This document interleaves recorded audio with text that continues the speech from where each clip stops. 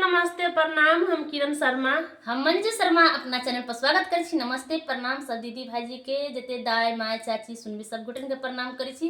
अहिना प्यार आशीर्वाद देते रहो, अपन प्यार हमरा पर बरसबित रहो।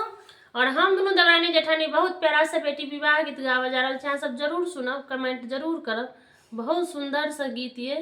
अहाँ सब प्यार आशीर्वाद देते रहो, आगे बढ़ावित रहो और अहाँ सब सपोर्ट कतबो करे तो बेटी जाए त कन्ने बेटा करे है, लेकिन तैयो गीत के माध्यम से अहाँ सब सुनबे।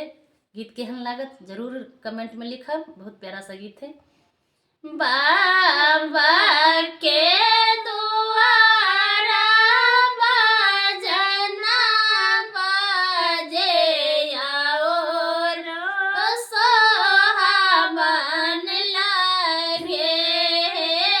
बाबा के दुआरा बजना बजे आओ सोहावन लगे।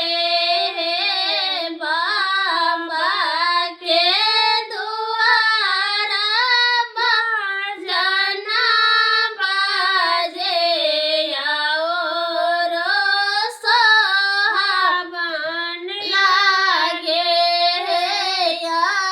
झुके रतिया बाबा जागी सुतबै मारवा बीच चरी तो हे झुके रतिया बाबा जागी सुतबै मारवा बीच चोरी तो हे धन दौलत बाबा जिया रही जाए तो सुंदर पोती चोरी तो हे धन दौलत बाबा रही जाए तो सुंदर पोती चोरी तो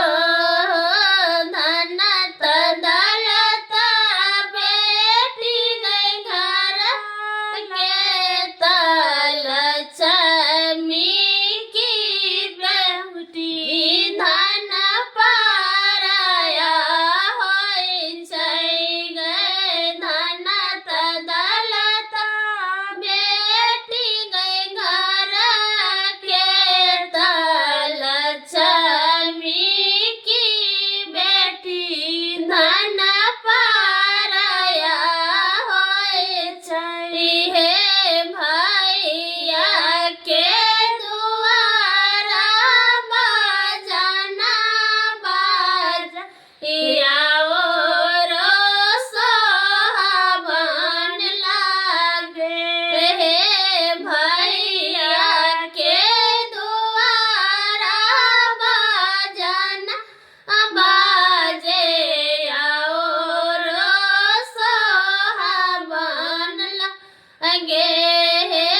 धन राजू के रतिया भैया जागी सुतबै हवेली बीच चोरी होए तो हे आजू के रतिया भैया जागी सुतबै हवेली बीच चोरी होए तो गाई महिषिया भैया रही जाए तो सुंदर बहिनी चोरी होए तो हे गाई महिषिया भैया रही जाए तो सुंदर बहिनी चोरी होए तो गाई